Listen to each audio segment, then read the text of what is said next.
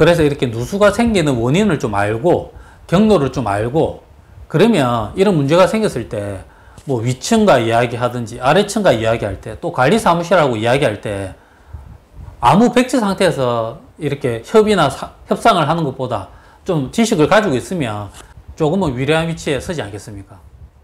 안녕하십니까. 집 짓는 이 박사입니다.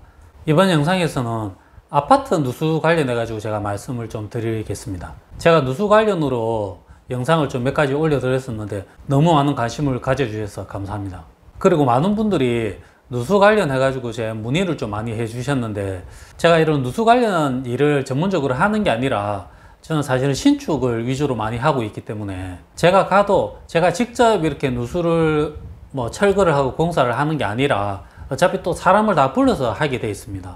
가서 이제 누수가 어느 정도 어느 부분이 있겠구나 확인을 하고 체크를 하는 그 정도지 제가 직접 시공을 하지도 않고, 그리고 또 제 말투를 들어보시면 아시겠지만 제가 경상도입니다. 많은 분들이 뭐 문의를 하시고 이제 연락처를 남겨주셨는데 대부분 이렇게 서울 쪽에 계시고 이렇게 하셨는데 사실은 거리상 있는 부분이 있기 때문에 제가 직접 뭐 저희 작업자를 데리고 간다 해도 비용도 많이 들고, 그리고 또 저희가 간다 그래가지고 정확하게 또 찾는다는 보장도 사실은 없습니다. 말씀드렸듯이 제가 이렇게 찾거나 이렇게 하는 영상은 저 부분에서 누수가 있겠구나 100% 확신을 가지고 작업하는 게 아닙니다. 저 부분이 제일 의심이 된다. 그 부분을 먼저 공사를 하고 또 못 찾으면 또 다른 부분을 또 찾아야 됩니다. 그래서 비용이나 이런 부분이 사실은 제가 간다 해서 뭐 절약이 되거나 또 확실히 찾는다는 보장이 없기 때문에 100%가 없습니다. 제일 중요한 게 비용이지 않겠습니까, 사실은. 그래서 여러 가지 비용이 저한테는 많이 발생을 하기 때문에 사실 주변에서 좀 괜찮으신 전문가를 좀 찾는 게 좋지 않을까 그렇게 생각을 합니다. 그 뭐 또 이렇게 생각하실 수도 있습니다. 뭐 아니 그러면 공사하지도 않을 거면서 왜 이렇게 영상을 올리냐 이렇게 말씀하실 수도 있는데, 뭐 제가 이렇게 누수 관련해 가지고 공사를 할 욕심으로 제가 영상을 올려드리는 게 아니라 이런 영상을 보시고 내 집이 이렇게 좀 이렇게 셀 수도 있겠구나, 그리고 또 작업자를 불렀을 때 그 이야기를 들어봤을 때 이거는 아닌 것 같은데 어느 정도 조금은 좀 판단할 수 있는 기준이 좀 생기지 않겠습니까? 제 이야기를 들어보면 무조건 그러면 해주세요 이렇게 했다가 뭐 공사를 했는데 아무런 효과도 없고, 그런 경우를 제가 많이도 보고 또 뭐 댓글이나 이렇게 보면 그런 분들이 너무 많은 것 같았습니다. 그래서 이제 집주인이 조금 알아야 됩니다. 우리 집이 이런 부분에서 좀 세겠구나. 그 뭐 전문가들이 오면 더 정확하겠지만 제 개인적 생각에는 누구나 어느 정도는 100%는 아니더라도 어느 정도는 알 수 있다고 생각을 합니다. 이제 그 대신 이제 공부를 좀 많이 해야 되겠죠. 그 공부를 제가 좀 가르쳐 드리고 좀 공유해 드려서 작업자를 불렀을 때 조금 경제적으로 좀 확실하게 좀 고칠 수 있는 방법이 좀 되었으면 싶어서 제가 영상을 올려 드리는 거니까 그렇게 좀 이해를 해 주셔서 자기 집에 좀 운영을 해서 공부하는데 좀 참고가 되었으면 좋겠습니다. 그리고 이번 시간에 제가 아파트 누수 관련해서 제가 말씀을 드릴 건데, 사실은 이렇게 단독주택이나 이런 주택들은 집주인들이 다 있지 않습니까? 그러면 집주인이 알아서 뭐 보수를 하든지 책임을 지면 되는데, 이런 공동주택, 아파트나 뭐 빌라나 이런 경우는 제가 사연을 들어보고 뭐 제가 생각해도 참 애매할 것 같습니다. 이런 공동주택 같은 경우에는 누수가 생겼다 그래가지고 내가 책임을 져야 되는 건지, 안 그러면 내가 다른 사람한테 책임을 물어야 되는데 경계가 좀 애매한 것 같았습니다. 그래서 누수가 어떻게 새는지를 조금 이해를 하면 뭐 책임을 묻는다든지 책임을 질 때 조금 도움이 되지 않겠습니까? 협상을 하거나 협의를 할 때 좀 더 유리한 위치에 서지 않을까 싶어서 좀 그런 거를 좀 많이 설명을 좀 드리도록 하겠습니다. 영상이 도움이 되시면 구독과 좋아요 부탁드리고, 뭐 요즘에는 알람 설정 이런 것도 한다고 그러는데 좀 해서 제 생각에는 제 영상이 사시는데 많은 도움이 될 겁니다. 당장 내 집에는 뭐 괜찮다 이렇게 생각할 수도 있지만 언제 또 이렇게 될 수도 있고 또 여러 가지 또 대비책도 될 수 있고 좀 알아두면 유익한 정보가 많으니까 구독을 많이 해서 좀 들어주셨으면 감사하겠습니다. 서두가 좀 길었는데 제가 말씀드린 대로 오늘은 아파트 누수, 특히 이제 내부 쪽 말고 외부에 관련돼서 오늘 좀 설명을 드리도록 하겠습니다. 내부에서 물이 샌다 그러면 좀 확실할 것 같습니다. 뭐 윗집에서 수리를 해줘야 된다든지 뭐 내가 수리를 해줘야 된다든지 이런 게 명확한데, 외부에서 새면 이게 정확하게 윗집의 잘못인지 뭐 또 내가 잘못해서 밑에 집이 새는지 명확하게 해줘야 되는데, 그걸 뭐 관리사무실에서 많은 역할을 해주기도 하는데 사실은 그걸 정확하게 판단하기가 쉽지 않은 것 같습니다. 그래서 이제 아파트 외부에서 생기는 누수, 뭐 경우의 수는 상당히 많이 있겠지만 제가 알고 있는 선에서만 말씀을 드리겠습니다. 제가 집안에서의 누수에 대해서는 제가 오늘 별도로 언급을 안 한다 그랬는데, 제가 다른 영상에서 잠깐 언급한 적이 있습니다. 이제 그 부분을 좀 참고하시면 조금 내부에서 새는 거는 좀 가닥이 잡힐 것 같습니다. 제가 이제 많은 댓글을 보니까 누수가 되면 뭐 베란다 창에서 새고 안방 창에서도 새고 뭐 천장에서도 샌다, 뭐 외부에서 새면 그 경로가 대부분일 것입니다.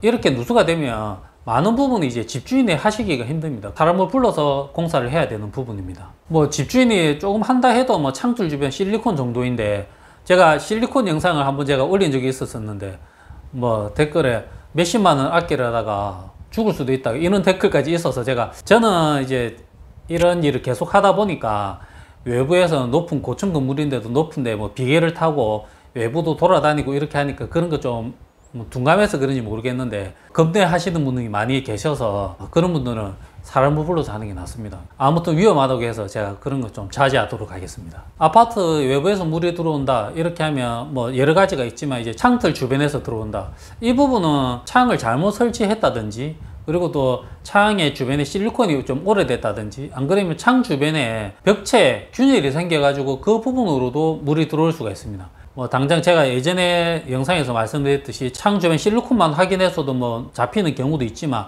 그렇지 않을 때는 창 주변 벽체에 뭐 밑이라든지 창 상부에 벽에 균열이 있는지 한번 체크해 보는 것도 중요합니다. 사진이 이제 창 상부나 창 하부에 조그만 균열입니다.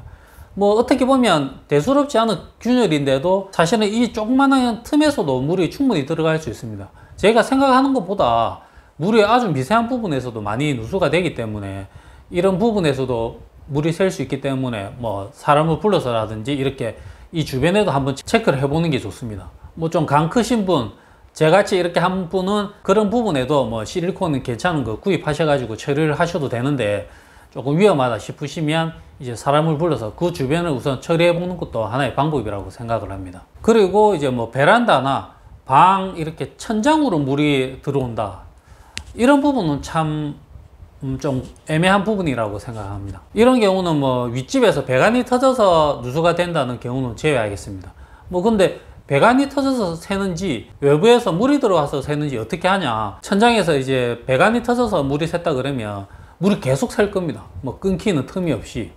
그런데 이제 외부에서 이제 물이 들어와서 샌다 그러면 뭐 비가 많이 온다든지 태풍이 분다든지 바람이 불어서 비바람이 칠 때 누수가 생긴다 그러면, 그거는 이제 외부에서 물이 들어온다고 좀 판단을 하실 수 있을 겁니다. 그리고 이제 외부나 이런 데서 물이 들어오는 부분을 잘 찾아보면 뭐 마감이 되어 있어서 다 뜯어보기는 좀 힘들겠지만, 보면 뭐 곰팡이도 좀 쓸어 있을 것이고, 당연히 그 공간으로 결로가 생겨서 이제 곰팡이가 생기는 부분이니까 그런 문제들이 따라옵니다. 제가 한 번은 결로에 대해서 한번 영상을 올리려고 지금 생각 중에 있는데, 이건 좀 예민한 부분이 많이 있어서 제가 특히 건축을 하는 입장이고, 그래서 이런 부분을 잘못 올렸다가는 엄청 욕을 먹게 돼 있어서 제가 영상을 찍는데 조금은 망설여지기도 합니다. 제가 한번 기회를 잡아서 겨울 되기 전에 결로에 대해서도 영상을 한번 올리도록 하겠습니다. 말씀드렸듯이 이제 천장으로 물이 떨어진다, 이게 어떤 경로로 들어오느냐, 제가 다른 영상에서 이제 외벽 관련해 가지고 제가 말씀을 드리면서 아파트 골조에 관련돼서 제가 한번 설명을 드린 적이 있습니다.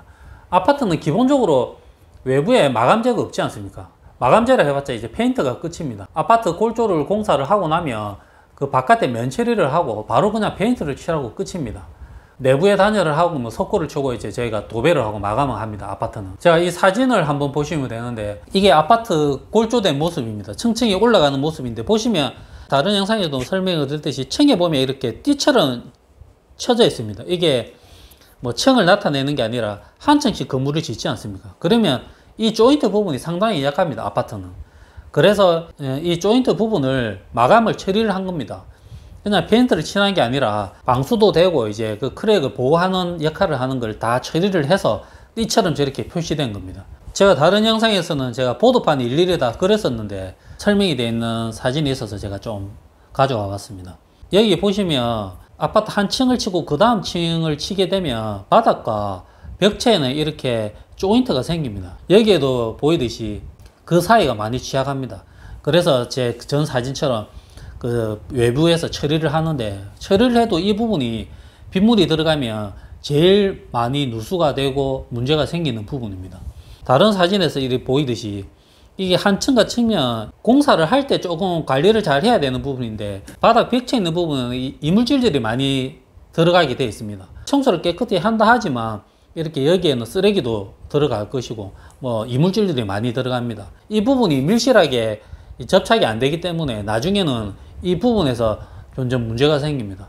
이렇게 문제가 생겨서 전형적으로 생기는 사진이 있습니다. 이 사진을 보시면 이 수평으로 크랙이 가 있는 게 있고, 벽면에 또 이렇게 판상형으로 이렇게 크랙이 가 있는 게 있습니다. 이 수평으로 크랙이 간 게 전형적인 조금 전에 그 조인트에 문제가 생겨서 이렇게 크랙이 간 부분입니다.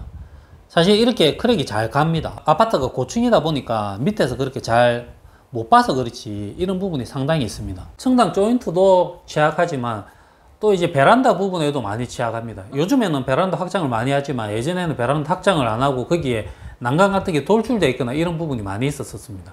그렇게 해서 거기에 난간대를 설치하고 이렇게 하는데, 그런 부분에서 크랙으로 물이 많이 들어가서 안에 철근이 이제 터져 가지고 균열이 일어나고 그런 게 많이 있었습니다. 사진에 보시면 이렇게 난간이나 이런 밑부분에 보면 많은 균열이 일어납니다. 이런 틈으로 해서 자연스럽게 이제 바닥 슬라브를 타고 밑에 층으로 내려갈 확률이 상당히 높습니다. 이렇게 빗물이 타고 들어가면 어떻게 들어가냐 그러면, 빗물이 이 크랙으로 타고 조금씩 들어가다 보면 안에서 당연히 철근을 만날 겁니다. 부식을 하게 되면 그게 팽창을 합니다. 그러면 크랙이 더 심해지거나 그 틈에 이제 균열이 생겨서 구조적으로 문제도 생기고 또 누수의 원인이 되기도 합니다. 외벽에 크랙이나 이런 철근을 타고 물이 들어오면 이제 거기서 바로 떨어지는 경우도 있지만, 천정 슬러브 안을 한번 보면 그 철근과 콘크리트만 되어 있는 게 아닙니다. 거기 안에 생각보다 배관이 많이 지나가 있습니다. 당장 제 뭐 안방에도 보면 등이 2개가 달려 있고, 제가 한 15층이 되다 보니까 스프링쿨러가 한 3개 있습니다. 방 안에만. 그리고 감지기도, 소방 감지기도 하나가 달려 있습니다. 저희 집 안방 천장에만 6개가 있습니다. 천장 안에는 6개를 연결하는 배관들이 다 있습니다. 그러면 물이 배관을 타고 흘러서 가는 경우도 상당히 있습니다. 어떤 경우에는 인터폰에서 물이 새는 집도 제가 봤습니다. 그게 전형적으로 배관을 타고 수직으로 내려와서 몇 개 층을 내려와서 누수가 되는 그런 경우도 많이 있습니다. 생각보다 배관이 물이 누수가 되는, 물의 경로가 되는 역할을 합니다. 천장에서 물이 떨어진다 그래서 당장 윗집의 잘못이라고 보기도 힘들 수도 있습니다. 그게 어느 정도 관리 사무실이나 이런 데서 정리를 잘 해줘야 되는데, 당연히 천장에서 물이 새니까 윗집이 문제다. 제 생각에는 그러지 않을 경우도 있다고 생각을 합니다. 제가 좀 편견을 가지고 있을 수도 있는데, 아파트 관리 사무실이 보면 구성상 뭐 전기나 설비, 소방 이런 부분에도 이제 자격증을 가지고 계신 분이 다 있습니다. 설비를 관리하기 위해서.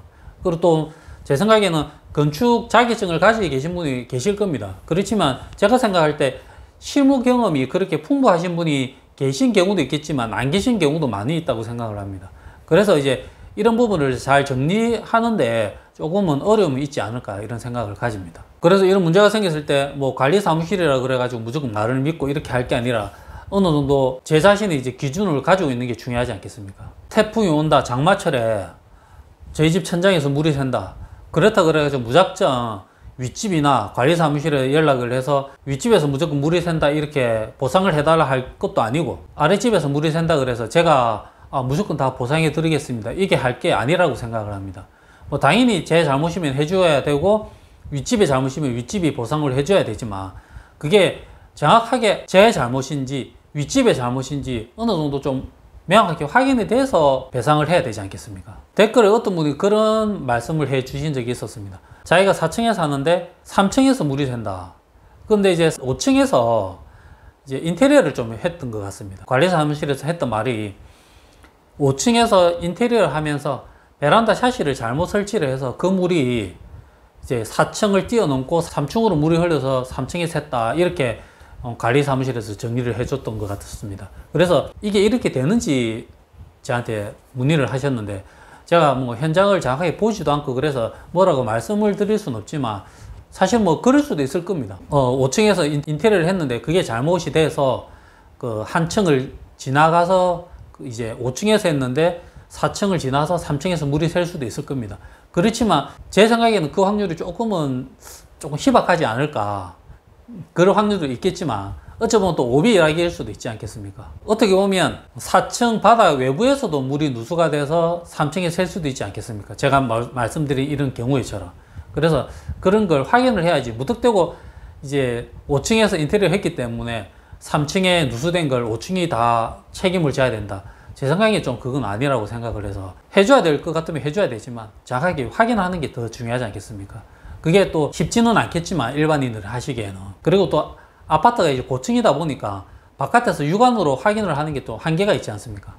그래서 이제 그런 부분도 어렵습니다. 어렵지만 내 잘못도 아닌데 내가 거기에 있다는 이유만으로 다 보상을 해줘야 되는 그것도 좀 억울한 일이지 않겠습니까? 그래서 이렇게 누수가 생기는 원인을 좀 알고 경로를 좀 알고, 그러면 이런 문제가 생겼을 때 뭐 위층과 이야기하든지 아래층과 이야기할 때, 또 관리사무실하고 이야기할 때 아무 백지 상태에서 이렇게 협상을 하는 것보다 좀 지식을 가지고 있으면 그런 내용에서 조금은 유리한 위치에 서지 않겠습니까? 뭐 안 되면 관리사무실에 요구를 한다든지, 이런 거는 뭐 장기수선 충당금으로 해줘야 되는 거 아니냐, 이렇게 또 반문할 수도 있고 여러 가지 경우일 수가 있지 않겠습니까? 여기서부터는 모르셔도 되는데, 이런 외부에 문제가 생겼을 때 공사는 대표적인 방법, 뭐 여러 가지 방법이 있겠지만 제가 알고 있는 선에서 한 3가지 방법을 제가 말씀드리려고 합니다. 여기서는 제일 경미했을 때는 많이 보셨을 겁니다. 아파트, 오래된 아파트 가끔씩 한 번씩 보면 보수를 합니다. 이 외부 페인트를 칠하기 전에 벽면에 보면 거미줄처럼 막 이제 줄이 쫙쫙 쳐져 있습니다. 신축도 가끔 그런 경우가 있습니다. 제 옆에 보면 지금 신축 아파트 단지들을 많이 짓고 있는데 지은 지 얼마 안 됐습니다. 얼마 안 됐는데 외부에 제가 사진에 보여드렸던 것처럼 이렇게 막 거미줄이 막 가 있습니다. 이런 것들이 조금 문제가 돼서 다시 한번 다 크랙을 잡고 이제 보수를 하는 건데, 재도장을 하기 전에 미세한 크랙이나 이런 부분을 다 퍼티로 잡아가지고 이제 물이나 침투하는 걸 사전에 예방하는 역할을 하는 거죠. 그렇게 해서 제일 간단하고 경미한 부분입니다. 이런 게 진행이 많이 돼서 이런 퍼티나 이런 걸 잡기 힘들다. 그렇게 되면 이런 거는 제 생각에는 최소한 15년 이상 된 아파트에서 많이 할 것 같은데, 이 대표적인 두 가지 방법이 있습니다. 뭐 에폭시 방법도 있고 뭐 발포 우레탄 방법도 있는데 제가 이 설명을 좀 드리겠습니다. 두 가지인데 전형적인 방법입니다. 제 발포 우레탄이라 그래가지고 사진에 보여드리듯이 구멍을 뚫어서 이렇게 하는 방법과, 그 다음에 이것도 똑같습니다. 에폭시 이제 안에 들어가는 재질에 따라 이렇게 두 가지 방법을 대표적으로 쓰는데, 이제 발포 우레탄으로 하는 걸부터 설명을 드리면, 첫 번째 사진처럼 그 크랙이 있는 부분에 드릴로 구멍을 뚫습니다. 그러면 거기에다가 페카라 그래가지고 이렇게 뭘 하나 박습니다. 못도 아닌 것을 이렇게 박습니다. 거기로 통해서 발포 우레탄을 집어넣습니다. 액체 상태에서 발포 우레탄을 집어넣으면 그게 나중에 압으로 집어넣으니까 미세하게 이렇게 침투해서 이 크랙 있는 부분에 보시다시피 이렇게 부풀어 오릅니다. 흔히 우레탄 폼이라 그러는데 일회용으로 많이 쓰는 그 폼처럼 안에 밀실하게 그 틈새를 파고듭니다. 그러고 나서 이제 이게 다 부풀어 오르면 그 면을 깨끗하게 잘라내고 그 다음에 외부에 이렇게 깨끗하게 처리를 하면 끝입니다. 뭐 어떻게 보면 방법은 간단한데 이제 외부에서 해야 되기 때문에 뭐 장비도 타야 되고 이제 고소 작업이니까 이제 비용이 조금 발생을 할 겁니다. 이렇게. 그리고 두 번째 얘는 에폭시인데, 이거는 크랙이나 이런 부분에도 쓰긴 쓰는데 구조 보강의 성격이 강합니다. 이게 어떨 때 많이 쓰냐 그러면, 일반인들이 흔히 볼 수 있는 곳은 어디냐면 가끔씩 터널 같은 데 지나다 보면 며칠부터 며칠까지 뭐 공사하겠습니다 이렇게 쓰여 있을 겁니다. 그러고 나서 한 2, 3일 지나서 보면 천장에 유심히 보면 주사기 같은 게 막 꼽혀 있습니다. 일반인들은 그냥 천장을 절대 보지 않겠지만 제 같은 경우는 직업이니까 그걸 유심히 보는데 천장이 엄청 많이 꼽혀 있습니다. 주사기가 꼽혀 있는데 사진에 보시는 것처럼 주사기 같은 걸 꽂아 가지고 그게 안에 액이 아주 서서히 들어갑니다. 크랙이 심한 부분에는 금방 들어가겠죠. 그렇지 않은 부분에는 주사액을 다 썼는데 한 2, 3일이 걸릴 수도 있습니다. 회사에 있을 때 이런 공사를 많이 했었는데, 이런 공사가 상당히 비용이 비쌉니다. 일반인 집에 건물에 한다거나 이렇게 하기가 쉽지가 않습니다. 이제 진짜 건물이 위험하거나 이렇게 하지 않으면 일반인들이 쉽게 접근하기가 힘들 겁니다. 비용이 많이 비싸서 그렇습니다. 저도 예전에 처음에 회사 들어가서 내역서를 보고 이렇게 할 때 이게 왜 이렇게 비싸지? 공사를 하면서도 이게 이렇게 비싸게 들 공사인가 이렇게 할 정도로 비싸기 때문에 일반인들이 쉽게 접하거나 보시기는 쉽지 않을 거라고 생각합니다. 제가 뭐 공사하는 방법 한 3가지도 설명을 드렸는데, 세 번째 에폭시는 거의 사용하지 않을 거고, 그리고 일반 주택이나 아파트 또 방수할 때 균열이 생겨서 방수할 때 이렇게 우레탄을 많이 사용하는 방법입니다. 이렇게 해서 균열되는 부분을 잡아야 되는데, 사실 이런 거는 제가 생각할 때도 아파트나 공동주택에서 개인이 이렇게 돈을 대서 하기는 쉽지 않을 거라고 생각합니다. 왜냐하면 말씀드렸듯이 이게 정확하게 내가 해야 되는 부분인지 내 잘못인지, 그리고 아랫집이 샜다 그래서 이 크랙이 내 집에서 샜던 크랙이 밑에 집에 샜다는 보장도 없지 않습니까? 반대로 또 내 위에 집에서 크랙이 생겨서 그 물이 아랫집에도 또 셀 수 있지 않겠습니까? 그래서 이런 부분은 이런 문제가 생겼을 때 무턱대고 이제 내 잘못이니 내가 다 알아서 내가 다 비용을 다 대겠습니다 할 게 아니라 어느 정도는 따져가면서 체크를 해야 되지 않을까 싶습니다. 또 이런 비용이 비쌉니다. 고소 작업이기 때문에 전부 다 장비를 타고 하기 때문에 며칠 하다 보면 장비값만 해도 몇백만 원이 들기 때문에 이런 비용이 작게 들지 않습니다. 그래서 제가 말씀드린 이런 누수의 원인이 될 수 있는 경로를 조금 세세하게 알고 있으면 뭐 대처하는데 도움이 되지 않을까 싶습니다. 그리고 이런 영상이 조금 고민하시는데 도움이 되었으면 좋겠습니다. 감사합니다.